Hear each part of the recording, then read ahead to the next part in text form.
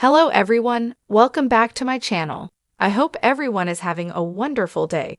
Before starting the video, please go ahead and hit the subscribe button and give this video a thumbs up.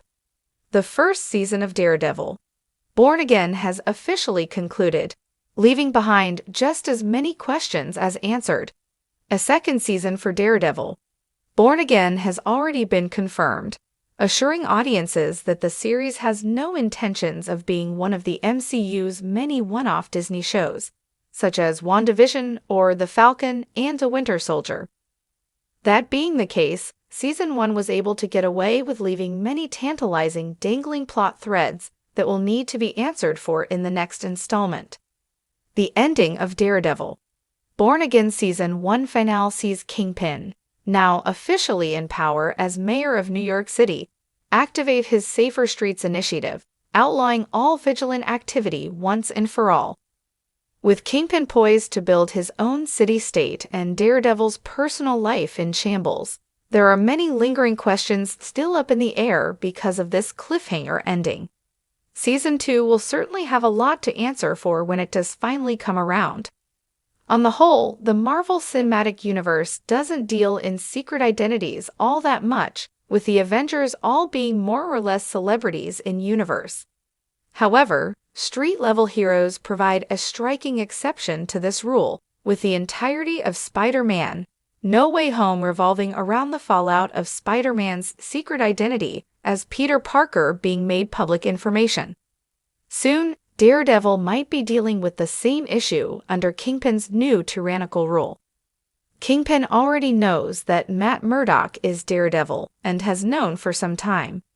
This information was more useful to him as a blackmail tool before, but now that he's in power and able to outlaw hero activity altogether, it remains to be seen whether Kingpin will follow up his attempts on Matt Murdock's life by outing him publicly as Daredevil. The same goes for other vigilantes Kingpin is aware of, such as Jack Duquesne's swordsman. 9. What happened to Kirsten after Matt, presumably, leaves the practice? An unfortunate casualty of Matt's new crusade.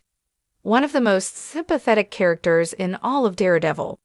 Born Again is Kirsten McDuffie, Matt's new partner-in-law after the tragic murder of Foggy Nelson.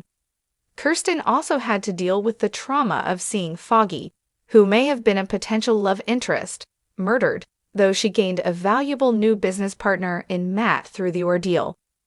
Now, with Matt falling back into his old vigilant habits, Kirsten is left sadly in the dust. Matt's conversation to Kirsten about babysitting chaos is a heartbreaking beat because Kirsten understands and ultimately agrees with his sense of morality, agreeing that things aren't right the way they are. But it's almost unfair for her to suddenly lose a partner and possibly take a massive blow to her career because of Matt's sudden status as an outlaw. It's unlikely that Matt will be able to continue his practice with Kirsten in the wake of Kingpin's new edict. 8. How will Eldon Henson return as Foggy in Season 2? Theory and speculation abound.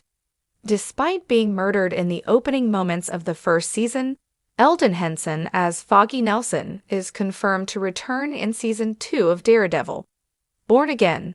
This is a puzzling bit of news at first, but the easy explanation is that Foggy will return in a flashback capacity, punctuating some emotional beats as Matt remembers their camaraderie. He could even show up as a hallucination, just like how Matt manifested Kingpin as a devil on his shoulder in Season 3 of Netflix's Daredevil. However, Foggy might have some comic precedence for genuinely coming back from the dead. At one point in the Marvel comics, Foggy is thought to have been killed, just like how he was in Daredevil, Born Again, complete with Matt hearing his heartbeat go out, only to later reveal that someone had rushed him away and restarted his heart later. Considering how important Foggy is to the Daredevil mythos, a similar rug pull isn't out of the question. 7. Do Heather and Matt have any hope of reconciling? The latest broken heart for Matt to leave behind. Matt Murdock is one of the most romantic faces in the Marvel Cinematic Universe. A number of romantic encounters that all eventually ended for one reason or another. The latest may have been his most recent girlfriend, introduced in Daredevil. Born again, Dr. Heather Glenn, a therapist working with some of the most terrifying villains in the setting. By the end of the season, Heather and Matt's relationship is on the rocks, to put it mildly. For one, Heather is dangerously close to learning the truth about Matt's secret identity as Daredevil, with his erratic behavior and mysterious knowledge of Fisk alarming her.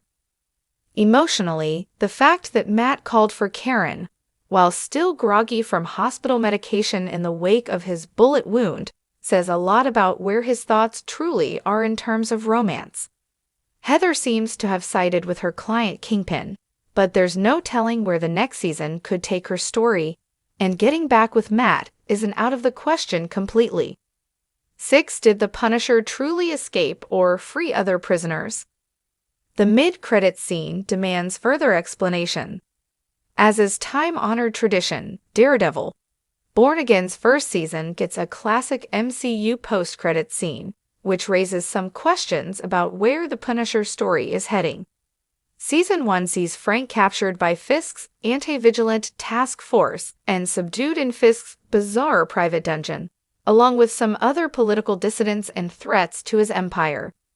In a mid-credits scene, Frank smooth-talks a guard into shaking his hand only to break it, pulling him in and stealing the keys to his cage. It would seem quite incompetent for Fisk to leave just a single admiring guard to keep a man as dangerous as Frank Castle locked up, so his path to freedom might not be as simple as it seems. Additionally, if the Punisher does manage to escape, it's up in the air as to whether he'll also take the time to free his fellow inmates, such as Jack Duquesne. The Punisher isn't exactly the altruistic type, but to get back at Kingpin, it may be worth it to free his other enemies as well. 5. Will Karen Page stay in New York City?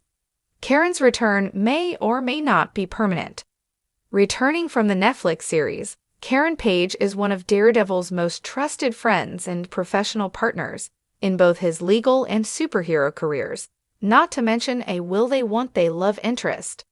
After Foggy's death, Karen distances herself from Matt after he disappears for weeks and quits being Daredevil altogether.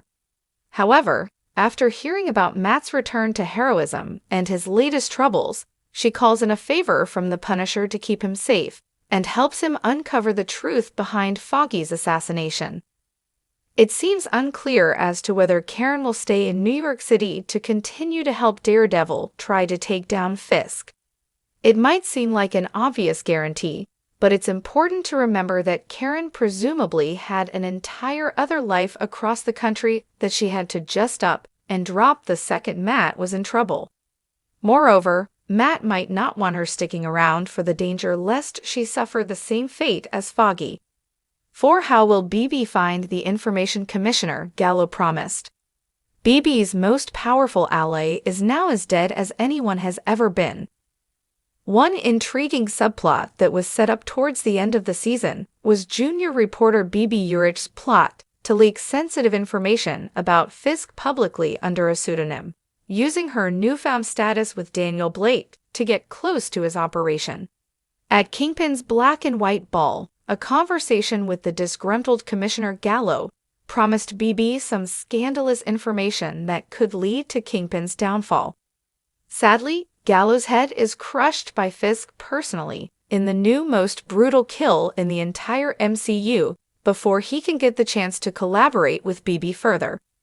There's no chance that BB will buy whatever excuse Fisk cooks up to explain Commissioner Gallo's absence, and will know that she'll have to find another way to the information he promised. But how exactly she might manage to do that is a total mystery. Hopefully Season 2 will remember that this plotline exists and follow up on BB's plight to expose Wilson Fisk for what happened to Bullseye after the gala. Public enemy number 1 is still at large. Bullseye might be one of the most despicable villains the MCU has ever introduced, but he also fosters a level of sympathy due to his clearly disturbed psyche. Vanessa took advantage of him to assassinate Foggy, and given a chance to escape, it's not Matt he goes after, but Kingpin himself.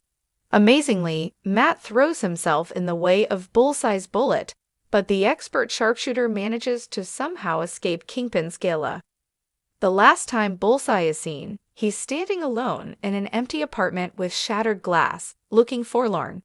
Still at large, Bullseye is one of the biggest wildcards going into Daredevil, Born Again Season 2.